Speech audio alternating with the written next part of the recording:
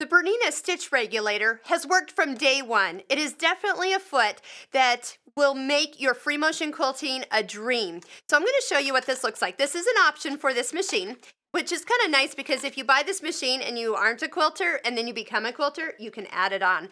So in the box is actually a foot with a plug-in. I'll show you where it plugs in.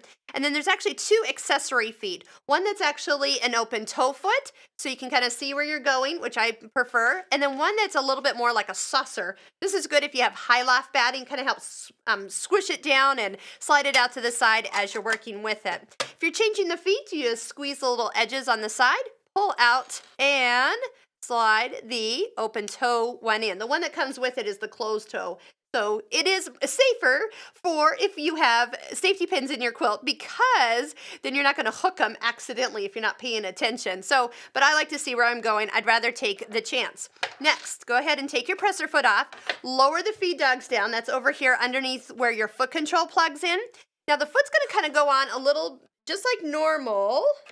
But it'll kind of be sideways. You might say it kind of angles a little bit towards the 7 o'clock angle when you put it on. Next, it's where you plug this in. Now, you will find if you tip your head underneath or tip your machine back, there's a green area that you're going to plug this in. Once you find it, you'll kind of learn where you can push it all the way in. Another thing that you can do is if you are sitting with a machine with the slide-on table, if you don't lean forward, but you look, you can see the reflection of that green area and you can help guide it up. So you don't have to tip your head underneath to always see where to put that. Once you plug that in, touch the BSR button here on the front of your machine. There's BSR 2 and there's BSR 1. And to change between them, just go ahead and touch the BSR button again. We're going to start in BSR 2. Now, if your feed dogs are not lowered when you go to stitch, it's going to give you a little note to, well, it actually just won't stitch here. Yep, because the feed dogs aren't lowered. So it's nice that it actually will make sure that you're doing everything correctly. So here's how it's going to work. First off, I'm going to lower down the presser foot. As I start to stitch, I'm in the mode 2, which is how I always like to have people start with. It's with the button here. So it's the green button. Push and hold that until the red light turns on. Now, once this red light comes on, do not put your fingers underneath it because if the fabric sees movement, it's going to go ahead and stitch. But the beauty is as you move your fabric faster, it goes faster. Now, if you hear a beep, which I was going fast enough to get the beep, and this little light lights up red, that means you're going too fast. Let me go ahead and turn it off. Touch the same button. That's the start-stop button, by the way. And it'll sink the needle down to hold where you last were. To start it up again, touch the green button till your needle comes up, and then you're free to start moving your fabric when you're ready.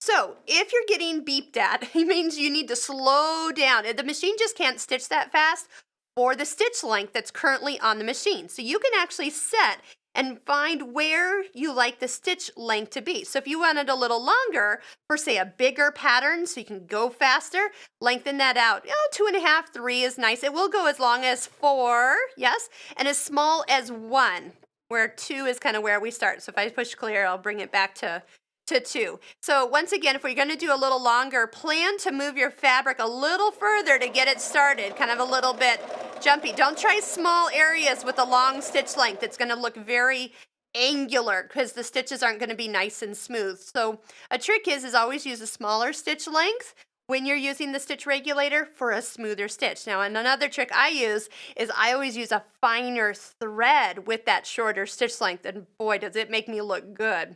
Now, so we've been touching the button on and off every time we wanted to start and stop. But in mode 1, we're going to use the foot control. The foot control is really just going to turn that red light on or turn it off. It won't matter how hard I press down on that foot control. It actually really just goes ahead and turns it on, and as soon as my hands start moving, then the stitches are regulated. If I stop moving the fabric, the needle will go up and down just like that, which is kind of nice because that's a locking stitch. And then I can stop when I'm ready, bring my needle up when I'm ready to pull it out, and cut my threads, and away I go. Or just move it to a new area and start stitching over here. A couple locking stitches, meaning not moving my fabric, just letting the needle go up and down, and then I'm ready to go ahead and use the stitch regulator. Isn't that easy?